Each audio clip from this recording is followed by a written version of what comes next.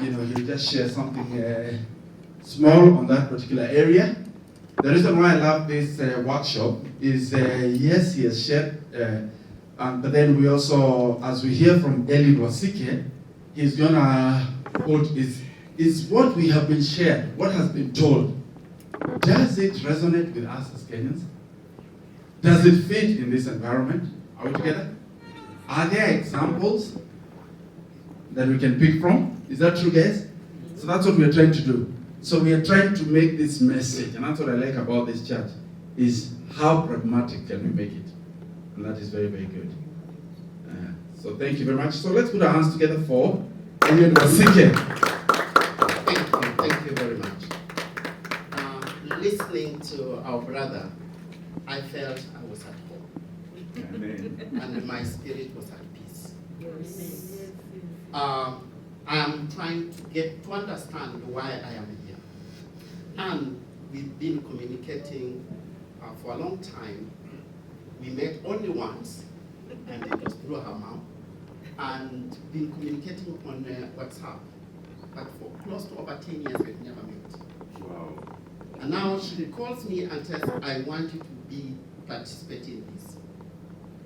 I made a decision of saying yes. Amen. It was such a dangerous decision. Extremely dangerous. Why dangerous? This morning, we're supposed to have a meeting with our founder, president, and our CEO. Wow. Because we are preparing for our very important board meeting starting tomorrow. And I'm in the middle of it. But I said, I'm sorry, I had committed myself. Thank you. To something I did not know. But right now, after speaking, I felt, yes, God has a purpose. Amen. Amen. And I felt I don't even need to speak because he actually has spoken. By the way, what he quoted from Kenya, I had put it on the screen, on the slide, and then I deleted. I don't know why I deleted. Because it would have been a reputation. God said, don't speak this one.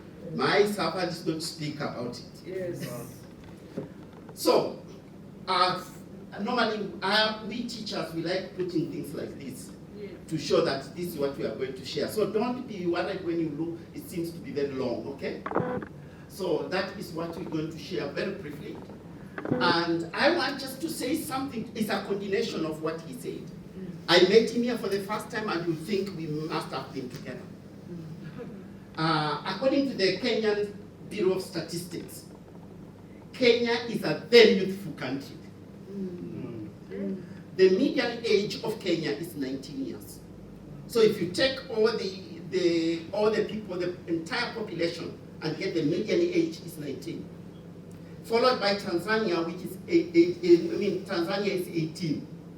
And Uganda is almost the youngest nation in Africa. Yes. The median age is 15. Yes.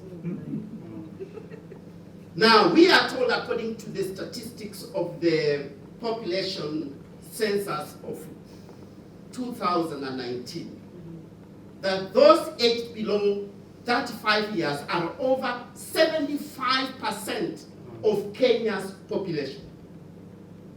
And this is where, if there's any church today in Kenya or anywhere in Africa that is not addressing the agenda of the youth, then they are left out. Yes. Thank you. I don't know whom they are addressing if they are not addressing the issues of the church.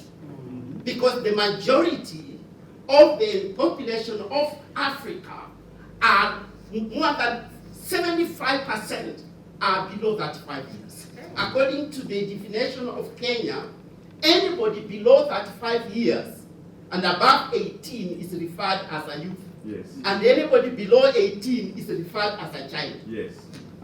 Now, unfortunately, a large percentage of this population, unfortunately, they are unemployed, they are exploited, they feel marginalized in terms of access to opportunities, representation, participation, leading to high level of poverty. the youth are in the streets, but they are not in the boardroom. And decisions are made in the boardroom by about 5% of the population who have no clue of what's happening in Instagram. Yes. They have no clue of what is happening in the internet. Yes. Now, we are also told in Kenya, and this is very common in the entire continent of Africa, that there are about 500 to 800,000 youth who graduate from various tertiary institutions ready to enter the job market every year. I have been a lecturer for more than 20 years. You may be wondering. For over 20 years, I've been a lecturer, teaching at different levels of tertiary institutions. I have been even the head of a campus of a university. And I have seen young people, there are many, and they are graduating like this time, this season, from between now and end of December. Universities are graduating. And you know how many universities do we have in Kenya? Over 70 universities. I have had the opportunity also to travel because I was in the team of the Inter-University Council of East Africa for the 5 countries, Kenya, Uganda, Rwanda, Burundi, Tanzania. And we have many universities that become like village institutions. People are graduating left and right. Unfortunately, these are people getting in the job market and there are no jobs. However, due to the slow economic growth, and that is not only in Kenya, but across Africa, nepotism, which is very common even in our region, and demand for experience by potential employers. Personally, I sit on the panel to employ people. In fact, right now we have a job opportunity for a monitoring and evaluation manager, and we need 8 years of experience. Wow. Now, 70% of these youth, they remain unemployed. 75% of the youth remain unemployed. And when they remain unemployed, these are energetic, learned, brilliant, full of energy, without jobs. It's very dangerous. Unemployment and poverty is a major contributor to vulnerability. You become vulnerable because you are unemployed, you do not have money. Right now I'm doing research, which I've actually completed. I'm looking for a place to publish it.